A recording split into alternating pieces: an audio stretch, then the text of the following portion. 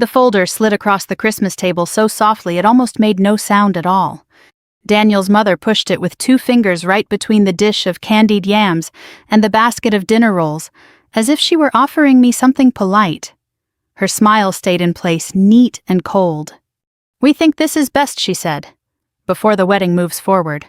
For a second, nobody moved. The lights on the tree in the corner blinked red gold, red gold. Somewhere in the kitchen, a timer ticked. Daniel looked down at his plate. His father folded his hands like this was a business meeting instead of Christmas dinner. His sister took a sip of wine and tried not to look interested. I rested my hand on the folder but did not open it right away. Even before I saw the title on the first page, I knew what it was. A contract. Not the kind people use when they want fairness, the kind they use when they want to remind you where they think you belong. By then, I had spent nearly 20 years in the Marine Corps. I had stood in rooms where generals made decisions that carried the weight of life and death. I had buried good men. I had written letters to families. I had learned how power worked, and more important, how small people acted when they believed someone else had none. Still sitting at that Christmas table in my oldest wool coat, I felt something sharper than anger. Not because of the paper. Because Daniel had known. I could see it in the way he would not lift his eyes. That was the moment. That was the night. That was the second I understood that before I married this man, I needed to decide whether love was enough when courage was missing. But that was not where the story began. It began 3 weeks earlier on a gray December morning with Daniel standing in my kitchen holding a mug of coffee and smiling at me like the world was still simple. "I want you to come to Christmas dinner," he said. "My parents are finally ready to meet you properly." I was standing at the counter in stocking feet reading an early briefing packet before heading to base. The townhouse I owned in a quiet neighborhood outside Quantico was warm, plain, and tidy. No expensive art, no dramatic furniture, no sign to an ordinary eye that the woman living there earned a solid military salary and carried a rank most men twice her age never reached. I kept my life that way on purpose. Daniel thought I worked in an administrative office connected to the base. He had never said the word clerk with disrespect. In fact, he always said it kindly, as though he admired that I was steady and unpretentious. He believed I handled paperwork reports, scheduling, something small, something quiet. I had let him believe that. Not because I enjoyed deceit. I did not. But after years of being saluted, deferred to, studied, and judged by rank, I had grown hungry for the one thing authority never seemed to bring me: unguarded affection. I wanted one person in my life who saw me before he saw the stars on my collar. So I had never corrected him. I was 38 years old, a major general in the United States Marine Corps with responsibilities that would have startled him if he had known them all. My monthly pay was a little over $18,000 before taxes and deductions. I had my own home, my own retirement, my own investments, and enough savings that I could have walked away from the service tomorrow and lived modestly for the rest of my life. But none of that interested me half as much as character did. "Properly?" I asked. Daniel laughed. "You know what I mean." I looked up from the packet. "I thought I'd already met them properly." "You met them at that fundraiser for 10 minutes and my mother was distracted," he said. "This will be different. Just family, Christmas, relaxed." I remember the little pause I took before answering. Daniel noticed it too. "What?" he asked. "Your mother didn't seem distracted," I said. "She seemed disappointed."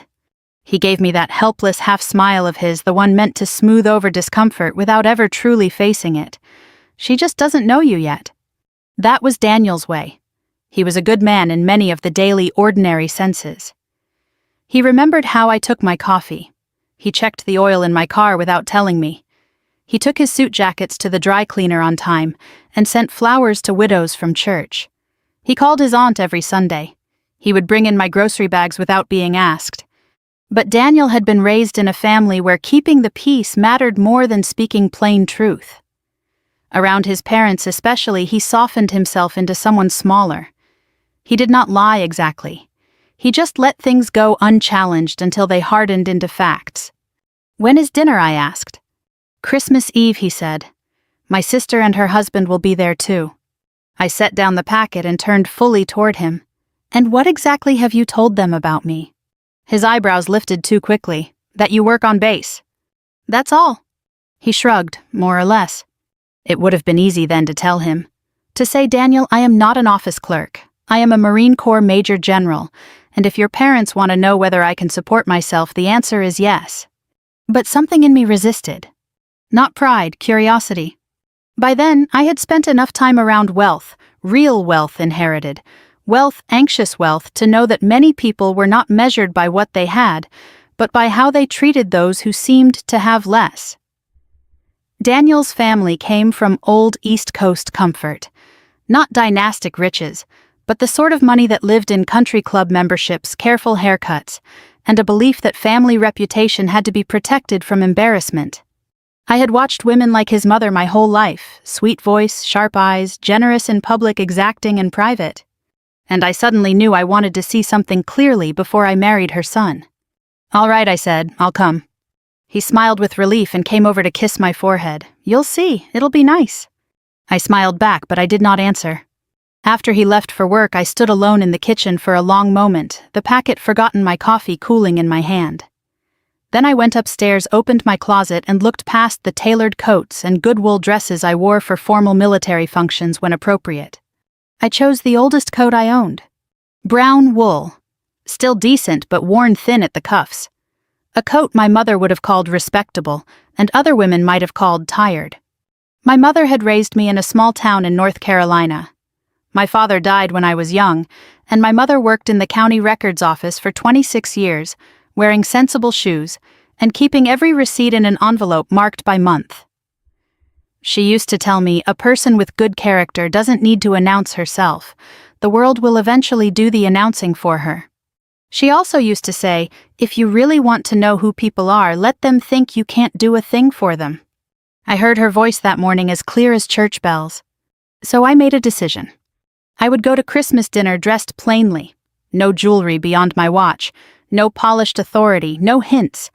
I would keep my voice soft, answer briefly, and let them decide who I was.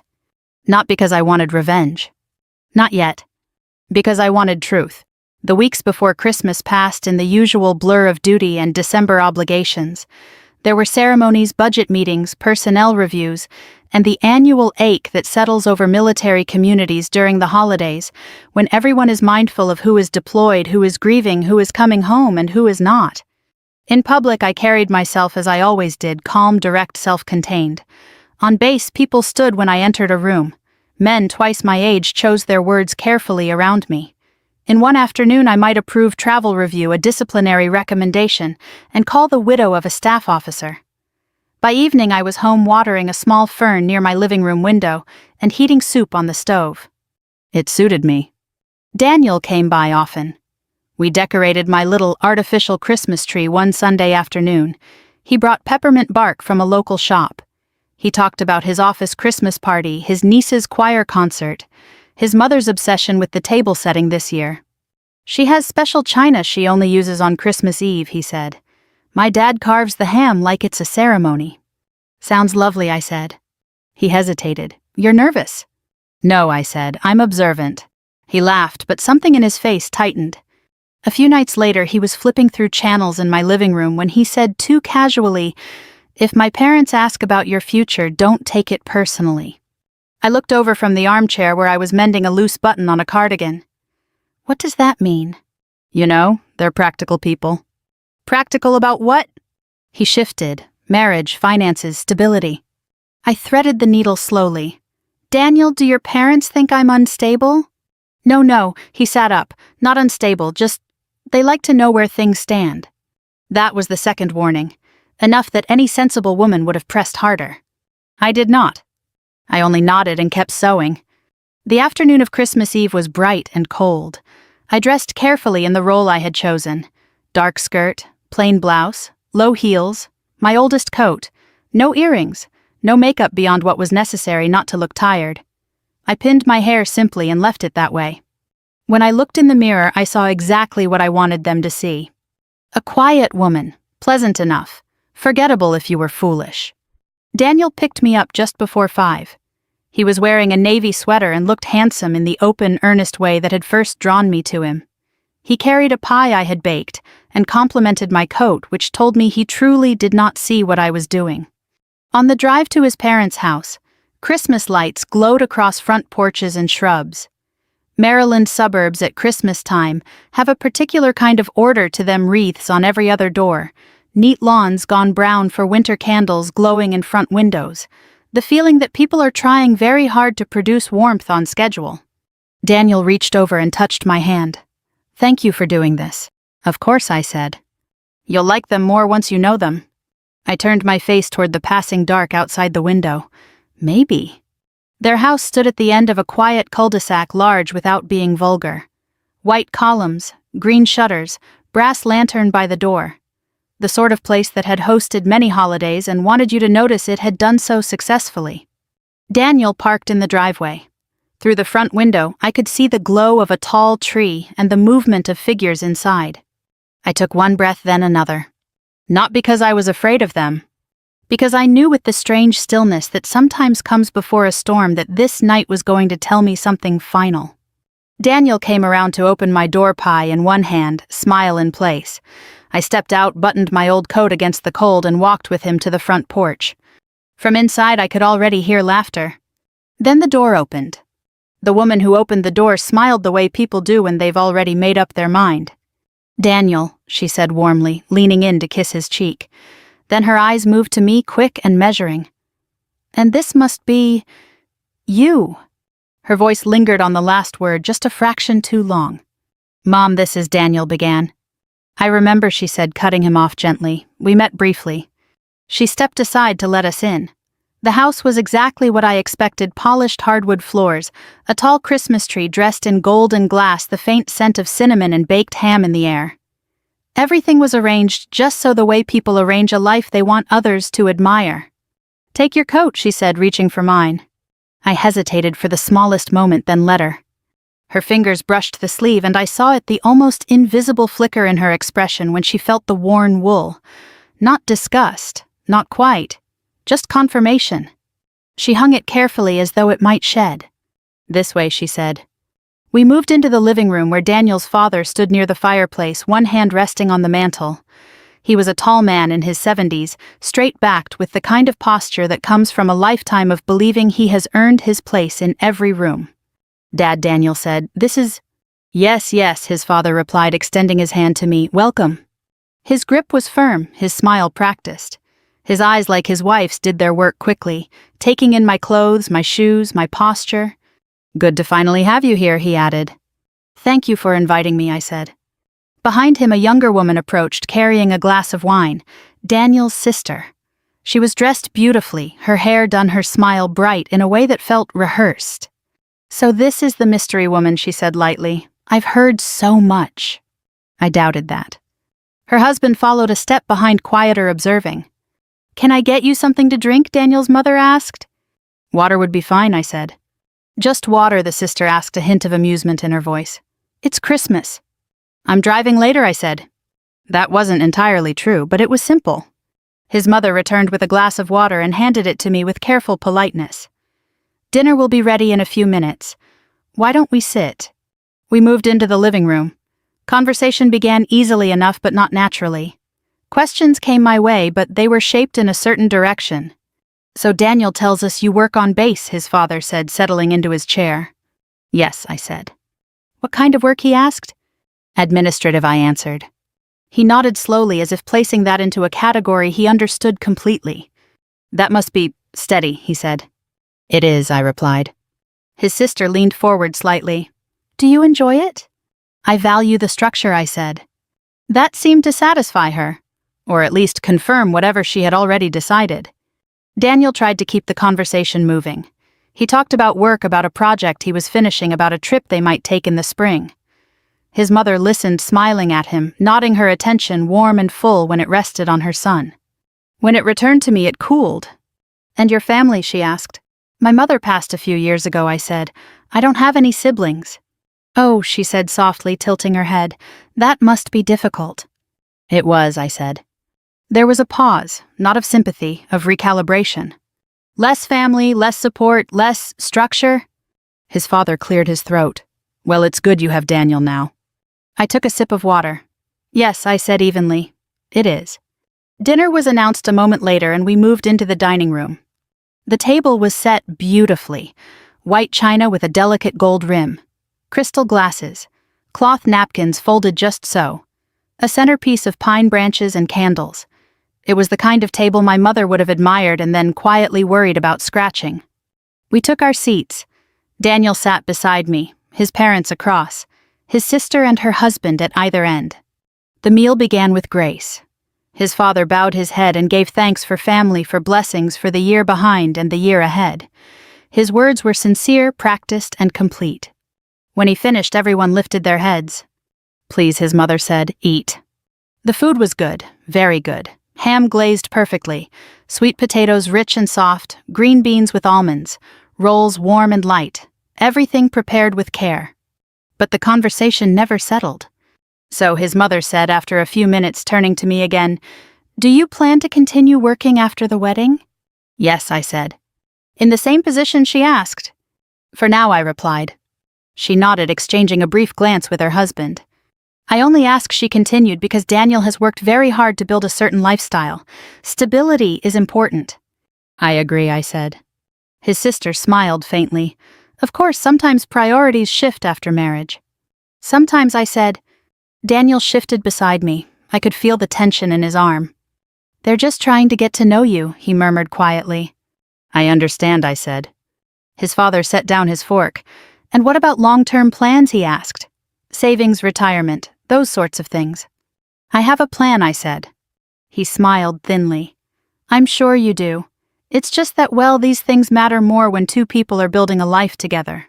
"Yes," I said again, "they do." There it was. Not outright insult, not yet. But the steady shaping of a narrative.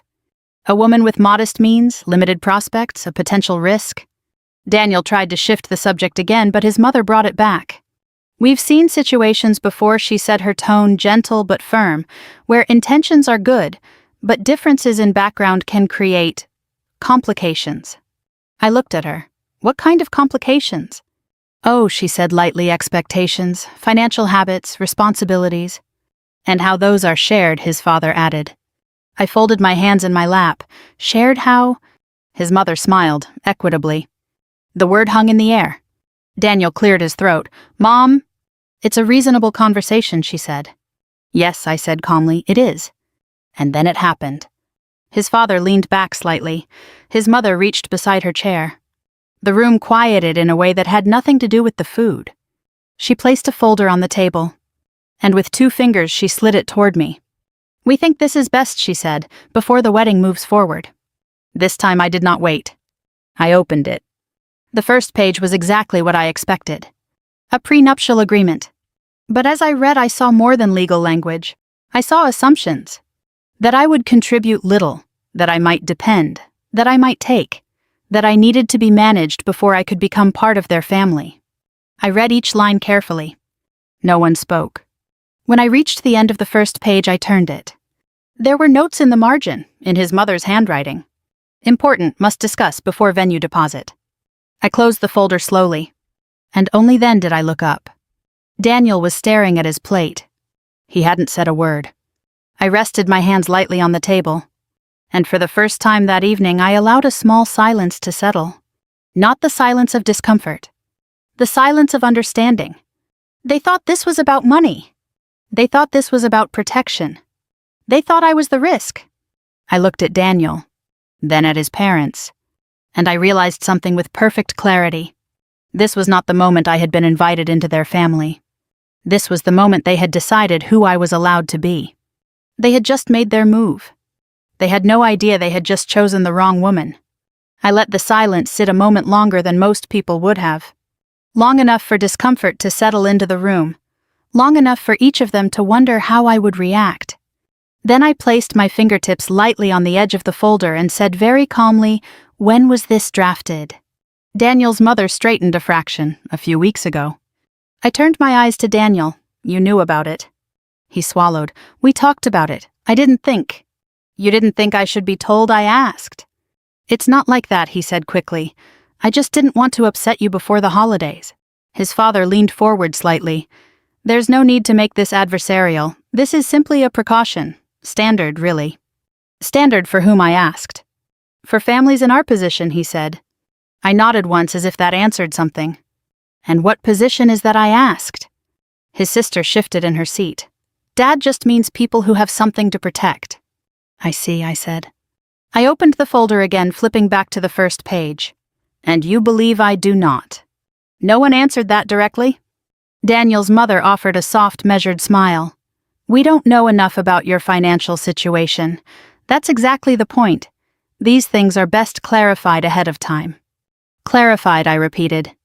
I turned another page, scanning the language. Separate property clauses, limitations on claims, provisions that read less like mutual protection and more like a line drawn in advance. And who drafted this, I asked. Our family attorney, his father said. For both parties, I asked. A pause. Well, he said our attorney prepared the initial document. You would of course be free to have your own counsel review it. Of course, I said quietly. I closed the folder again and rested my hands on top of it. Daniel reached for his water glass and took a sip he didn't seem to need. His hand trembled just slightly. It's not personal, he said. They would ask this of anyone. I turned my head slowly and looked at him. Would you? I asked. He hesitated. That's not fair, he said. No, I agreed, it isn't. His mother leaned in, her tone still gentle but firmer now. We are not accusing you of anything. We are simply being responsible. Marriage is not just emotional, it is practical. I agree, I said. Her smile returned, relieved. Then you understand. I understand that you believe you are being practical, I said. What I am still trying to understand is what exactly you believe you are protecting your son from. The words landed more directly than anything I had said so far. His father's expression tightened. From complications, he said, from misunderstandings, from situations that become difficult to unwind later. Difficult for whom, I asked. For everyone involved, he replied. I nodded again as though this were a conversation I was taking seriously. Because I slid the folder a few inches back toward myself, not rejecting it, not accepting it, simply holding it in place. And Daniel, I said, turning back to him, you agreed to this. I didn't agree, he said quickly. I just didn't stop it. That's the same thing, I said. He flinched slightly, like a man who has just realized the weight of a small decision. I let the silence return just for a breath. Then I asked very evenly, what is the current value of Daniel's trust? The question shifted the air in the room immediately. His father blinked. I'm sorry. You mentioned protection, I said. I assume that includes existing assets. So I'm asking, what is the current value of his trust? Daniel's sister gave a short, surprised laugh. That's a little direct, don't you think? I'm being practical, I said. His father's mouth tightened. That's not something we discuss casually. And yet you are asking me to sign a legal document that would affect my future based on that information, I said. So I don't see how it can remain undisclosed. No one spoke for a moment. I continued, my tone unchanged. Is the house in Daniel's name or held in a family trust? That's not relevant, his father said. It is if we are discussing marital property, I replied. Daniel shifted in his chair. We don't need to go into all that tonight. We don't, I asked. His mother stepped in quickly. This is exactly why we wanted to have this conversation early, so that expectations are clear. Clear for whom, I asked again. Her smile thinned. I let my gaze move across the table, taking in each of them in turn. I'm also curious, I said, about Daniel's outstanding liabilities. Daniel's head snapped up. What? You have a credit line connected to the business you started 2 years ago, I said. Is that fully resolved? The color drained from his face. His sister looked at him sharply. What is she talking about? It's nothing, Daniel said quickly. It's handled. Is it? I asked, still calm. His father frowned. How would you know about that? I met his eyes. Because I listen, I said. The room had gone very still now. No one was eating anymore. The tree lights blinked quietly in the corner. Daniel stared at me, something like confusion and fear mixing behind his eyes. Why are you doing this? He asked. I considered that for a moment. Because you asked me to take this seriously, I said. His mother set her fork down carefully. This feels unnecessary. Does it? I asked. Yes, she said. We are trying to approach this in a respectful, structured way. And I am responding in the same way I said.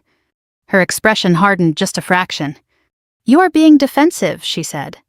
I am being thorough, I replied. His father leaned back in his chair, studying me now with a different kind of attention. What exactly do you do on base, he asked. There it was. Not curiosity. Recalculation. I held his gaze. More than filing paperwork, I said. Daniel let out a quiet breath. Can we just slow down for a second? No, I said gently. I don't think we should. He looked at me startled. Because this moment matters, I continued. And if we move past it too quickly, we'll pretend it didn't happen the way it actually did. His mother folded her hands in front of her. We have treated you with respect, she said. I looked at her for a long moment. No, I said quietly, you have treated me with caution. The difference seemed to land. No one spoke. I rested my hand lightly on the folder again. You are not wrong to want clarity, I said. You are not wrong to want fairness. Those are reasonable things. His father's shoulders relaxed slightly as though he thought we were moving toward agreement. But fairness requires information, I continued, on both sides. I slid the folder a little farther back toward the center of the table. And right now, I said, you don't have mine. Daniel's mother frowned. Then perhaps this is the time to share it. I looked at her. Then at Daniel. And in that moment, I understood something with absolute certainty. They still believed this conversation was happening on their terms. They still believed they were setting the conditions. They still believed I was the one who needed to prove something. I took a slow breath. And for the first time that evening, I allowed myself to consider what would happen next. Not as a reaction, as a decision. I straightened slightly in my chair, and I said very calmly, All right, I said again a little more firmly this time so there would be no misunderstanding. I folded my hands neatly on top of the contract. If we're going to have a serious conversation about fairness, then we should do it properly. Daniel's mother nodded once relieved, as if she believed I was finally stepping into the role she had prepared for me. Yes, she said, that's exactly what we're asking. I looked at Daniel first. Before I answer anything else, I said I need to understand something. He met my eyes uneasy. Okay. Why didn't you stop this? I asked. He swallowed. I told you I didn't want to cause a scene. A scene, I repeated quietly. I thought if we just got through dinner we could talk about it later, privately, without all this. All this, I said, glancing at the folder, was already decided. The only thing you postponed was telling me. He didn't answer. I let that settle between us. Then I turned to his parents. You said you want clarity, I continued, so let me offer you some. I sat back slightly in my chair, not in defiance, but in composure. I am 38 years old, I said. I have supported myself since I was 18. I do not carry personal debt. I own my home. I maintain my own retirement accounts. I do not depend on Daniel for financial stability, and I do not require access to your family's assets to live comfortably. Daniel's sister blinked, surprised. His father's eyes narrowed, reassessing. And as for my work, I added, you are correct that I am on base. I paused just long enough for the weight of that understatement to register. But not in the way you've assumed. Daniel leaned forward slightly. What do you mean? I looked at him. Then I looked at his parents. And I spoke plainly. I am a Major General in the United States Marine Corps. For a moment, no one reacted. It was too far outside what they expected. Then his sister let out a short, disbelieving laugh. I'm sorry, what? I am a 2-star general, I said, my voice calm even. I command personnel, oversee operations, and make decisions that carry legal, financial, and human consequences. My responsibilities extend well beyond administrative duties. Daniel stared at me. You're serious, he said. Yes. His mother's expression shifted, confusion giving way to something sharper. That's not something one would hide. I didn't hide it, I said. I simply didn't lead with it. His father leaned forward, studying me in a way he hadn't before. If that's true, he said slowly, then why? Why am I sitting here in an old coat I finished for him? He didn't answer. I gave him the courtesy of finishing the thought anyway. Because I wanted to know how you would treat someone you believed had nothing to offer you. The words settled into the room like a stone dropped into still water. Daniel looked at me as if he were seeing me for the first time. You never told me, he said quietly. No, I agreed, I didn't. Why, he asked. I held his gaze. Because I wanted one relationship in my life that wasn't shaped by rank, I said. I wanted to know if I could be known as a person before I was known as a title. His mother shook her head slightly. This feels misleading. Does it? I asked. Yes, she said. You allowed us to believe something that wasn't true. I allowed you to believe something you never questioned, I replied. His father sat back slowly. And now, he asked. Now, I said, we're having the conversation you wanted, with all the information on the table. I lifted the folder again, tapping it lightly. This document, I continued, is not inherently unreasonable. Prenuptial agreements can be useful when both parties enter them with full knowledge, independent counsel, and mutual respect. His mother nodded a bit too quickly. Exactly. But this, I said, opening it again and turning it so they could see, is not that. I pointed to a clause. This section assumes a disparity of income and restricts future claims accordingly. That assumption is incorrect. I turned another page. This provision limits access to certain assets without disclosing their structure. That creates an imbalance of information. Another page.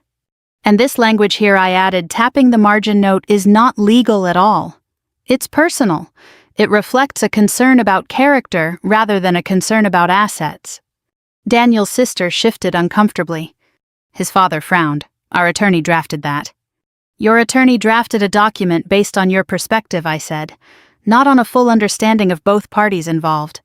And what would you suggest? He asked. I would suggest, I said calmly, that if we are to discuss a legal agreement, it should be drafted by separate counsel with full disclosure from both sides and with terms that protect each party equally. His mother's lips pressed into a thin line. And you expect us to simply accept that? She asked. I expect you to recognize that I am not the person you assumed I was, I said. The room went quiet again. Daniel ran a hand through his hair. I don't even know what to say. You could start with the truth, I said. He looked at me pained. I didn't think it mattered. It mattered to them, I said, and you let it matter without question. His father exhaled slowly. Well, he said, this is unexpected. Yes, I said, it is. His mother picked up her glass of wine, took a small sip, and set it back down carefully. If what you're saying is accurate, she said, then perhaps we all made some incorrect assumptions. That's one way to put it, I replied. Her eyes met mine. And you, she added, chose not to correct them. That's also true. A long pause followed. Then she said, I suppose the question now is where we go from here. I considered that. I looked at Daniel, at his father, at his mother, at the contract still resting between us. And I realized something that had nothing to do with rank or money or legal language. This was no longer about what they thought of me. It was about what I thought of them. I closed the folder gently and set it back on the table. You asked for clarity, I said. And now you have it. For a moment after I said it, no one moved. The contract sat in the center of the table like something that had lost its purpose. Daniel's mother was the first to recover. She adjusted her napkin, smoothed it once across her lap, and lifted her chin just slightly. Well, she said, her voice carefully measured, this certainly changes the context. Does it? I asked. Her eyes flickered, not expecting that answer. Of course it does. We were operating under a certain understanding. Yes, I said, you were. His father leaned forward, resting his elbows lightly on the table. You have to admit, he said, most people would have disclosed something like that. Most people lead with whatever they think will secure their position, I replied. I chose not to. Daniel looked between us, his face pale. I still don't understand, he said. Why didn't you tell me, not just them, me? I turned to him fully. Because I needed to know who I was building a life with, I said. Not who you would become if you knew my rank. That's not fair, he said. No, I said quietly. What happened tonight wasn't fair. He flinched at that. His sister shifted in her chair, clearly uncomfortable now. Okay, but this feels like a test, she said. Like you set this up. I didn't set anything up, I said. I accepted an invitation. And showed up pretending to be someone else, she said. I held her gaze. I showed up without announcing myself. There was a difference. His mother exhaled slowly. Regardless, she said, we are where we are. And we still need to discuss the future. I nodded once. We do. She leaned forward slightly, regaining some of her composure. Then, let's be practical. If you truly are in the position you claim, then you understand the importance of structure. Agreements, boundaries. I do, I said. Then you must also understand that families like ours are not unique, I said, gently cutting her off. Her lips pressed together. I have spent my entire adult life working with people from every background you can imagine, I continued. Wealthy, poor, educated, not. What distinguishes them is not what they have, it's how they behave when they believe no one is watching. No one spoke. Daniel stared down at his hands. I shifted my attention back to him. Daniel, I said, my tone softer now, I need to ask you something and I need you to answer honestly. He looked up. When your parents decided to present this tonight, I said, tapping the folder lightly, did you agree with them? He opened his mouth, then closed it again. I thought it was reasonable, he said finally, just as a precaution. Even knowing what you know about me, I asked. He hesitated. I didn't know this, he said, gesturing slightly toward me, toward everything I had just revealed.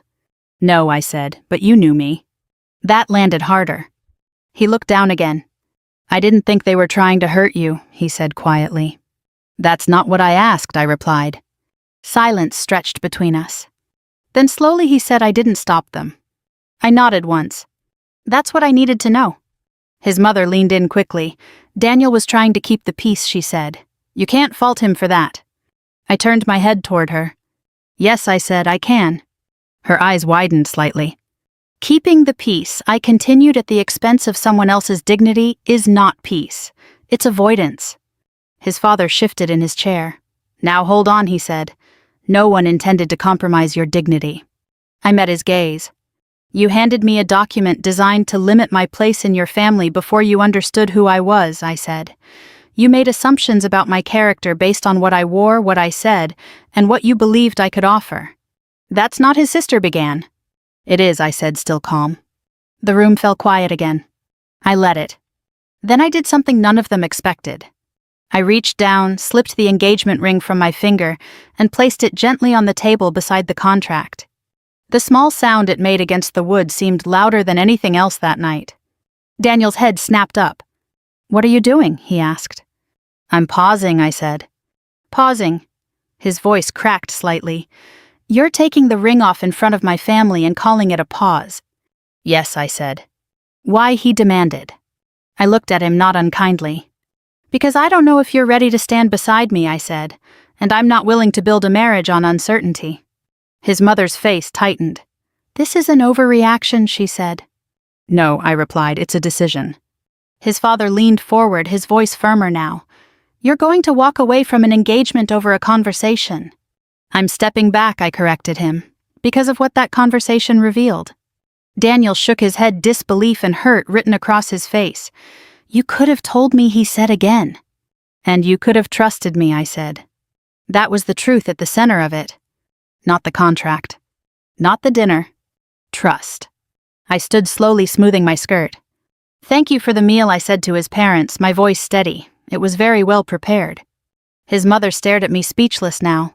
I picked up my coat from the chair where it had been placed earlier. The worn wool felt heavier in my hands than it had when I arrived.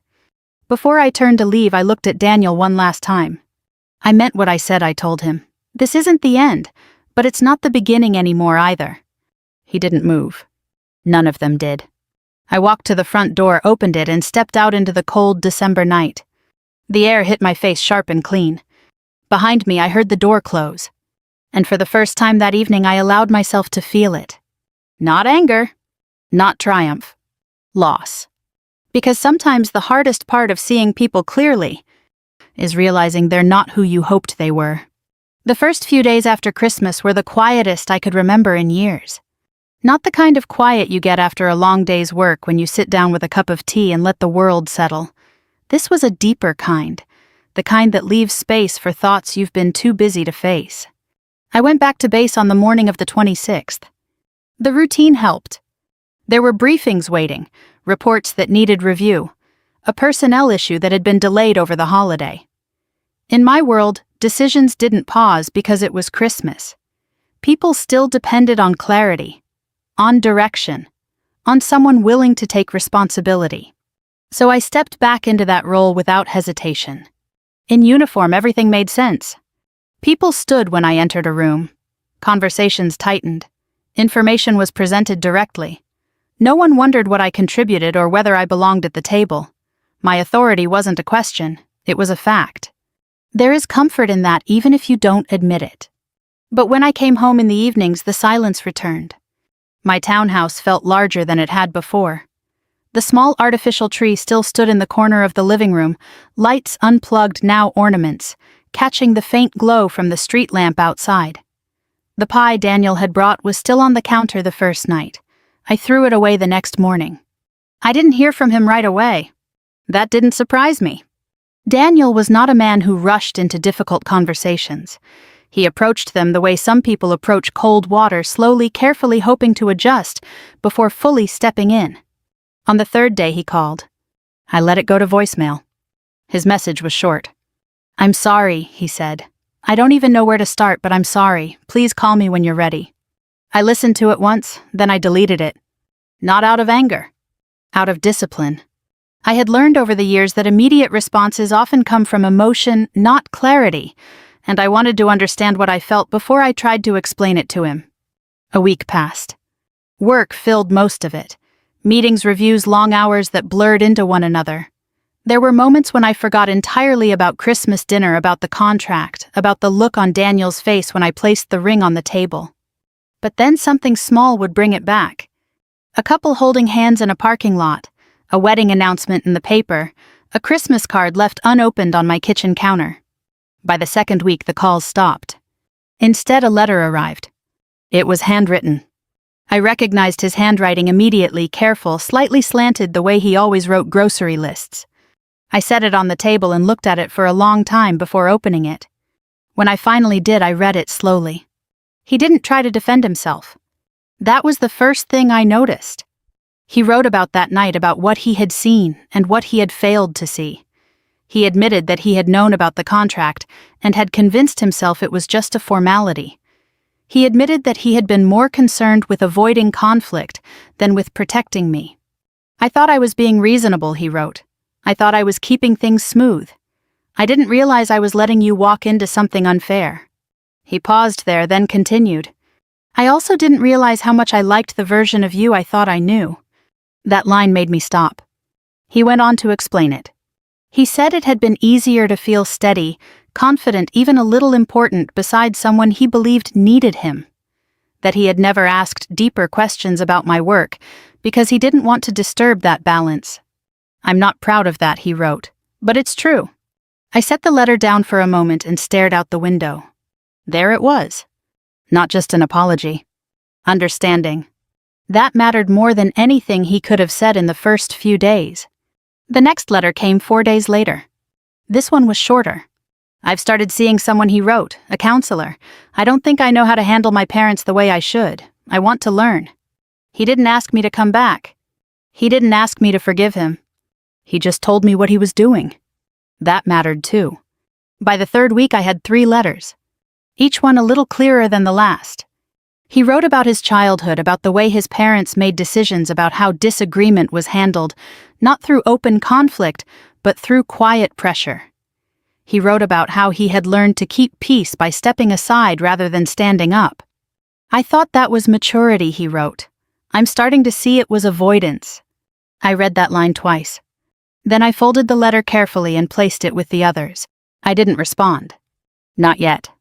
Around that same time, I received a call I hadn't expected. Daniel's mother. I let it ring once, twice. Then I answered. "Hello." There was a brief pause on the other end. "I hope I'm not interrupting," she said. "You're not," I replied. Another pause. "I wanted to follow up," she said, choosing her words carefully. "About Christmas." "Yes," I said.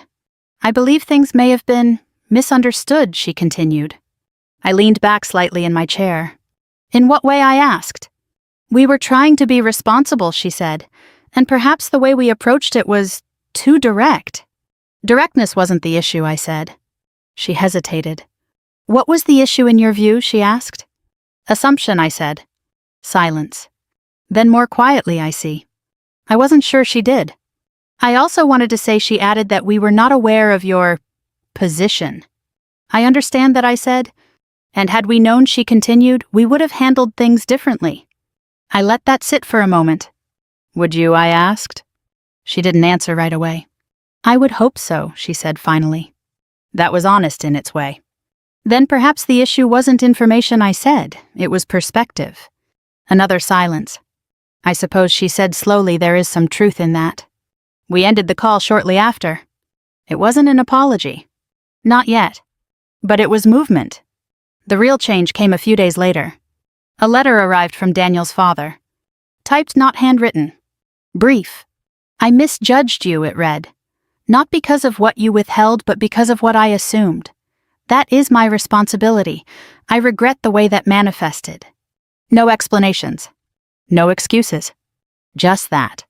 I read it once. Then I set it aside. It was enough. Not to repair everything, but to acknowledge something had been broken. The following week I called Daniel. We agreed to meet. Not at his parents' house. Not at mine. At a small diner just off the highway. The kind of place where the coffee is always hot, the booths are worn, and no one pays much attention to who you are. It felt right. When I walked in, he was already there. He stood when he saw me. For a moment neither of us spoke. Then he said quietly, "Thank you for coming." I nodded. And for the first time since Christmas, we sat down across from each other, with nothing between us. He looked thinner.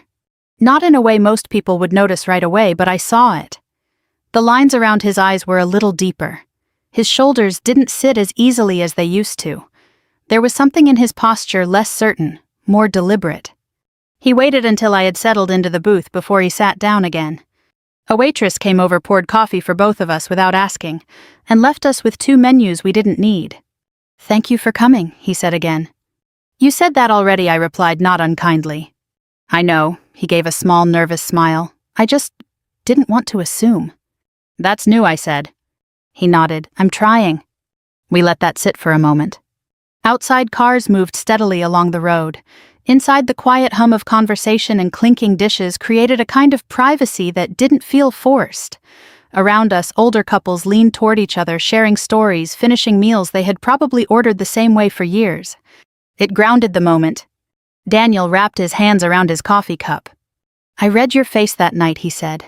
"After the contract, I knew something had changed. I just didn't understand what." "You understand now?" I asked. He nodded slowly. More than I did. Not completely, but enough to know I was wrong. I didn't respond right away. He continued. "I kept telling myself it wasn't a big deal," he said, "that it was just paperwork, that everyone does it." "Everyone doesn't," I said. "I know that now." He paused. "It wasn't the contract, was it?" "No," I said, "it wasn't." "It was me," he said. "It was what you didn't do," I corrected gently. He looked down at the table. "I've been thinking about that," he said. "A lot." I waited. "I always thought I was a good man," he continued, "and in a lot of ways I still think I am. But I've started to realize that being good when things are easy doesn't mean much." "No," I said quietly, "it doesn't." He met my eyes. "I didn't stand up for you," he said. "Not because I didn't care, but because I didn't want to deal with my parents. I told myself I'd fix it later privately, but by then the damage was already done." "Yes," I said. "I'm sorry," he said. I believed him. But belief, I had learned, was not the same as trust. "What have you done since then?" I asked. He seemed relieved by the question, grounded by it.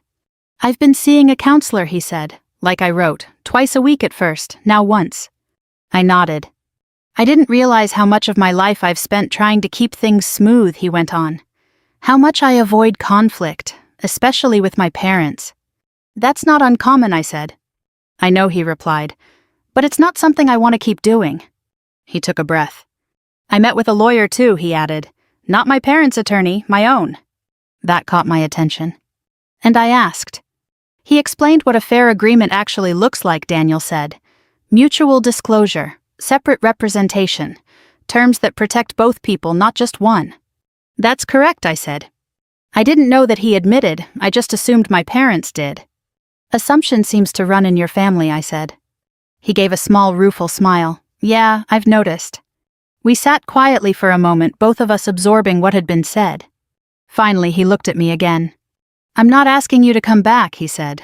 "Not yet. I know I don't have that right." I appreciated that. "I just wanted you to know I'm working on it," he continued. "On myself, on how I handle things, on how I show up." I studied him. He wasn't trying to persuade me. He wasn't trying to charm his way back into place. He was simply telling the truth as he understood it. That was new. "What about your parents?" I asked. He exhaled slowly. "That's been harder," he said. "But I've started setting boundaries." "In what way?" "I told them I wouldn't discuss our relationship unless you were present," he said. "And that if we ever move forward again, decisions like that," he nodded toward the invisible memory of the contract, "won't happen without both of us involved from the beginning." "And how did they respond?" I asked. "My mom was upset," he admitted. "My dad didn't say much at first. But he wrote you that letter." "I received it," I said. He nodded. "He doesn't apologize easily," Daniel said. "That was a lot for him." "I know," I said. We fell into another quiet. The waitress came back, refilled our coffee, and asked if we wanted anything else. We both shook our heads. When she left, Daniel spoke again. "I don't expect you to trust me right now," he said. "I just want the chance to become someone you can trust again." I let that sit between us. Outside, a truck passed its headlights, sweeping briefly across the window. "Trust isn't something you ask for," I said finally. "It's something you build." "I know," he said. "And it takes time," I added. "I have time," he replied. I looked at him for a long moment. There was no certainty in what I felt. No clear answer. But there was something else. Possibility. "I'm not ready to decide anything today," I said. "I understand," he said. "But I am willing to keep talking," I continued. Relief moved across his face, quiet but unmistakable. "Thank you," he said. I nodded once. We finished our coffee in a more comfortable silence than before. When we stood to leave, he didn't reach for my hand. He didn't try to close the distance. He simply walked beside me to the door. Outside, the air was cold again, though not as sharp as it had been on Christmas Eve. We stood there for a moment. "Same place next week?" he asked. "Yes," I said. He smiled, small and genuine. "I'll be here," he said. "I know," I replied. And as I walked to my car, I realized something I hadn't allowed myself to consider before. Not that everything would be easy. Not that everything would be fixed. But that sometimes people can learn. If this story made you pause even for a moment and think about how we treat others when we believe they have nothing to offer, then it's already done something meaningful. If you've ever been underestimated, or if you've ever realized you underestimated someone else, you're not alone. Stories like this remind us that respect isn't earned through titles or wealth, it's revealed through behavior. If this resonated with you, consider sharing it with someone who might need that reminder today. And if you'd like to hear more stories about quiet strength, second chances, and the kind of truth that changes people slowly, you're always welcome here.